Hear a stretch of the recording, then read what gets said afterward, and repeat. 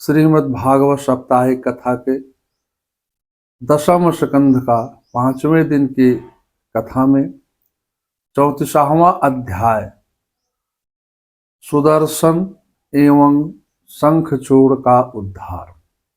सुखदेव जी कहते हैं, हे राजन, एकदा देव्यात्रम गोपालम जाति कौस्तुका अनोभिंगदुत्ते प्रायोस्तम अंबिकावनम। भगवान ने रास लीला द्वारा कामदेव के अभिमान को नष्ट करके विद्याधरों के स्वामी सुदर्शन को शाप से छुड़ा करके उसका उद्धार किया। एक बार नंद बाबा आदि गोपों में शिवरात्रि के अवसर पर शकटों पर चढ़ करके अंबिका वन की यात्रा किया।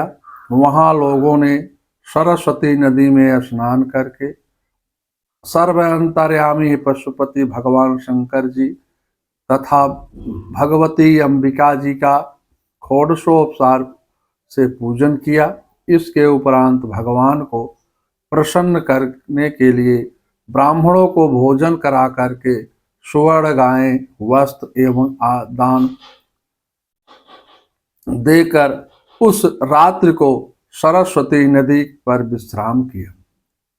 विशेष भाव भगवानम सर्वेषां जीवा पशवा तेषां पति पशुपति। शंकर जी को पशुपति कहते हैं, जिसका भाव है भगवान शंकर सभी जीवों के स्वामी हैं, पति हैं। यहाँ पर पशु शब्द समस्त जीवों का वाचक है। वहीं पर रहने वाला एक विशाल भूखा अजगर सर्प सोते हुए नंद बाबा को निकलने लगा। कश्चित महानाहिस्तुमस्मिन् विपिने अस्ति बुभुक्षिता यदृक्षाम आगतो नंदम शयनान अनुगतो ग्रसीत। नंद बाबा बचाओ बचाओ का करके जोर जोर से चिल्लाने लगे। नंद बाबा की करुणा भई पुकार को सुन करके सभी ग्वाल बाल दौड़े और उस अजगर को जलती हुई लकड़ी से मारने लगे, किंतु इतने पर भी उस दुष्ट अजगर सर्प ने नंद बाबा को नहीं छोड़ा। उसी समय नंदलाला दौड़ कर आए और उन्होंने अपने चरण से उसे स्पर्श किया। वह तुरंत अजगर का रूप त्याग कर दिव्य विद्याधर के रूप में परिणित हो गया। नंदलाला ने उससे पूछा, तुम इस नीच योनि में कौन से हो? अहम विद्याधरम कश्चित सुदर्शनम इति श्रुतः श्रिया रूपस्तुम विमाने चाचरम दिशा। उसने कहा, हे भगवान, मेरा नाम सुदर्शन है, मैं विद्याधर हूँ। मैं पूर्व जन्म से अत्यंत सुंदर विद्याधर था। मुझे अपनी सुंदरता पर बहुत अभिमान था। मैं एक बार मदमस्त होकर के विमान से विचरण कर रहा था। उसी समय मेरी दृष्टि काले कुबड़े अंगिरा ऋषि पर पड़ी। उनकी कुरूपता को देख करके मुझे बहुत हंसी आई।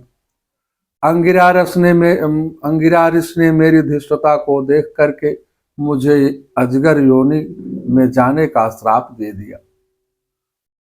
कहा कि तू अजगर बन जा। तैमिरम प्राप्तो योनि प्रालब्धे स्वनेन पापात्मनम। उन्हीं के श्राप से यह मुझे नीच योनि प्राप्त हुई है, किंतु मुझे यह श्राप वरदान सिद्ध हो गया है।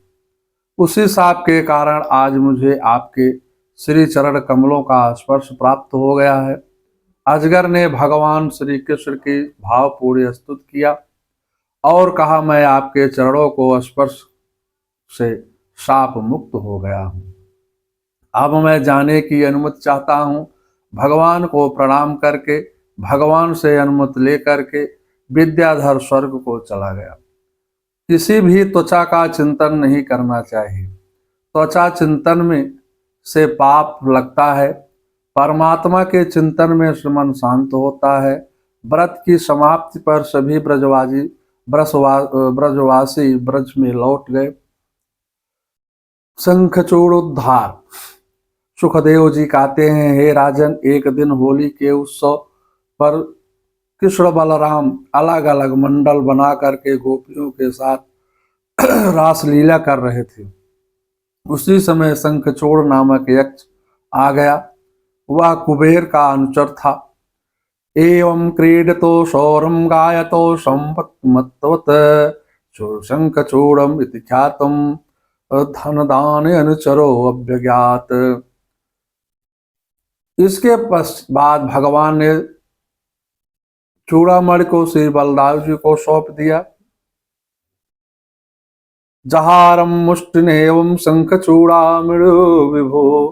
इसके बाद भगवान ने चूड़ामणि को श्री बलदाव जी को सौंप दिया। चूड़ामणि के निकलते ही उसका शरीर पृथ्वी पर गिर पड़ा।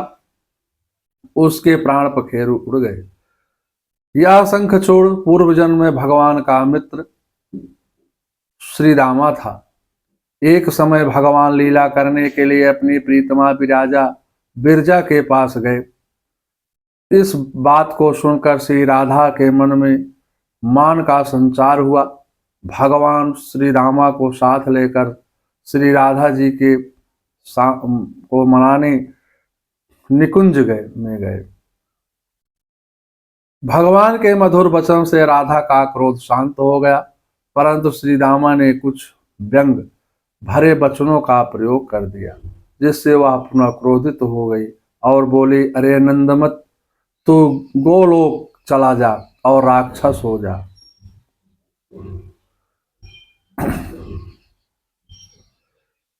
इसी शाप के कारण श्री रामा अलकापुरी में कुबेर का अनुचर बना। श्रीमद् भागवत साप्ताहिक कथा के 10वें स्कंद का चतुर्स्त्रिशम 14वां अध्याय समाप्त होता है। अथ पंचत्रिशो अध्याय 35वें अध्याय में गोपियों का युगल गीत। सुखदेव जी कहते हैं राजा परीक्षित से कि हे राजन, गोप्तम कृष्णे बनम्याते तनुम दुतचेत सा कृष्ण लीला प्रागंतो निर्दुखिनेन वसारान। श्याम सुंदर जब गोचारण के लिए वन में जाते थे, तब गोपियां संपूर्ण दिवस उनके स्वागत में उनकी लीलाओं का गुणगान किया करते थे। उनका दिन भी वियोग अवस्था में बड़े ही कष्ट में व्यतीत होता था। नंदलाला जब